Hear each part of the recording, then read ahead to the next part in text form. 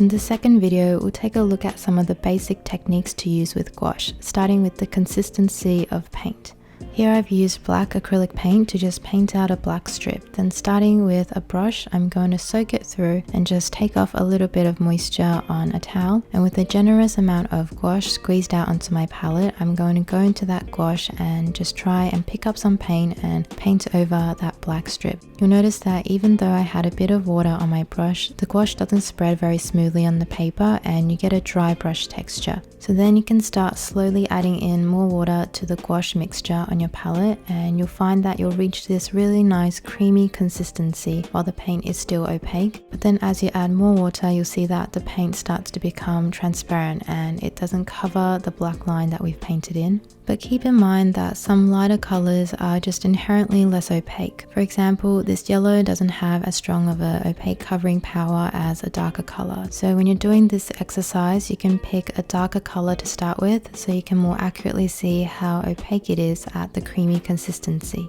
The next exercise that would be helpful for practicing mixing up a creamy consistency is to try and block in one large area with just a flat shade of color. This will force you to squeeze out a lot of paint and mix up a large batch of the paint, which is good practice as you actually need more paint than you probably think you do. Something that tends to happen is you dilute the paint with a lot of water and the paint starts to become quite streaky rather than opaque. So if you start to see brush strokes in the paint, that's probably a sign that you could use a bit more paint in the mixture so that the paint can be more opaque.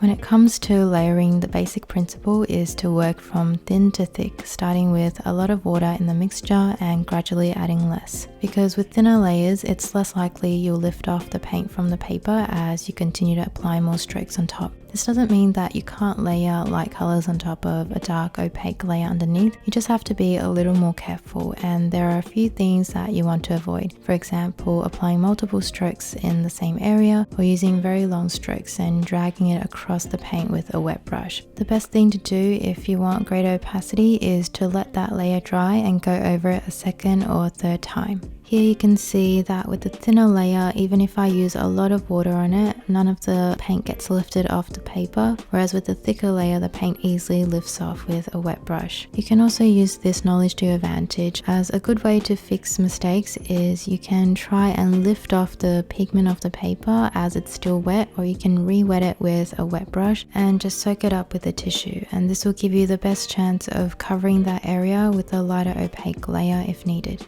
Remember though that if you don't wait for the layer to dry first before going in with a second layer on top, then those two will bleed together. Although if you want things to blend, then that's the way you want to go. To practice your blending, you can first start with a color NY and just practice fading it out. So here I've got an ultramarine blue and I'm going to start with a dark blue at the top and just fade it out into a very light blue. I do this by just gradually adding more white into the mixture as I move down, and I make sure to keep up that creamy consistency, so I'm using lots of paint in the mixture while adding in water as well. Then at one point I'll clean off my brush and just pick up some pure white paint and bring it upwards into the dark blue, so that way I can get a smooth gradation.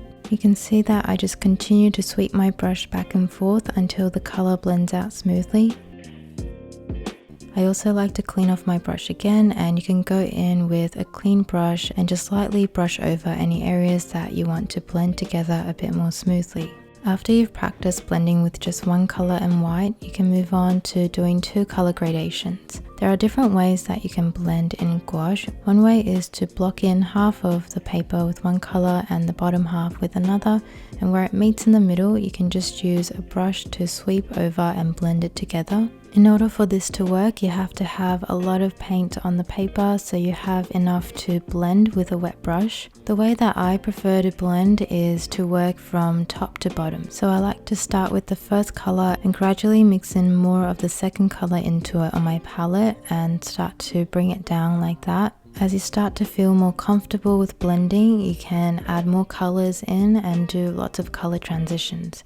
Here I'm going from blue to purple to pink into orange. The important thing to remember is you want to blend while having a creamy consistency of paint, otherwise there's not much pigment on the paper for your brush to pick up and blend with the other colors, so make sure you're working in that creamy velvety consistency while you're blending. In the next video, we're going to explore some other techniques that you can use with gouache, so I'll see you there.